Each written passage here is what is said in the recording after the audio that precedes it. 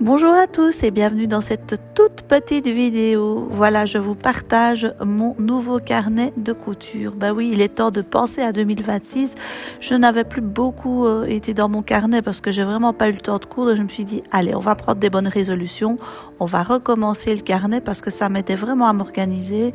Et donc, voilà, j'ai pris le temps de faire la page de garde. Tout simplement, vous voyez, moi je suis pas du tout une grande dessinatrice, ça se voit d'ailleurs, mais voilà, c'est juste histoire aussi de me détendre. Je trouve que c'est hyper satisfaisant à faire et détendant de faire un petit bullet comme ça, c'est super sympa. Alors j'ai d'abord fait une première page qui est la page des mensurations, comme ça je les ai toujours à portée de main, je vais dire. Je n'ai qu'à ouvrir mon carnet parce que souvent je ne sais plus très bien, est-ce que je suis plutôt telle mesure, je les retiens pas par cœur. Et puis je peux aussi adapter si jamais je vois qu'à un moment donné je grossis un peu ou autre, je renoterai à côté la mesure. Donc voilà, ça c'est fait. Ensuite, je vais faire une double page qui reprendra tous les mois de l'année. Comme ça, je pourrai, après chaque mois, un petit peu voir si j'ai beaucoup cousu, peu cousu, les mois où je suis le plus productive, entre guillemets. Et je trouve que c'est assez instructif et ça permet aussi de se dire, tiens, ce mois-ci, l'année passée, je savais que c'est un gros mois pour le boulot ou pour autre chose et donc je suis moins productive et voilà, je peux faire un peu le topo de la situation. Ici, j'ai fait une page avec mes objectifs, mais j'ai pas encore tout à fait fini de remplir.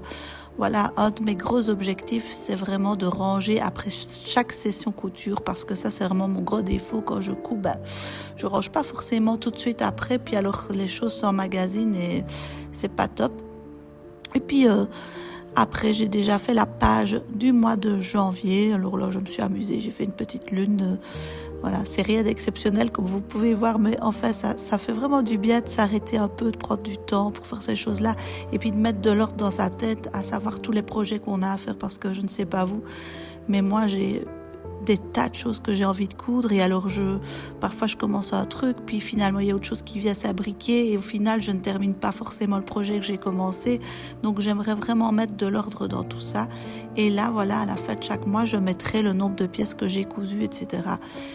Mais mon mois de janvier, je ne l'ai pas encore organisé. Je vais le faire plus tard. Je vous le montrerai plus tard. Si ça vous intéresse, n'hésitez pas à me le dire en commentaire. Ici, c'est juste pour vous montrer le début. Donc voilà ce que ça donne à la fin.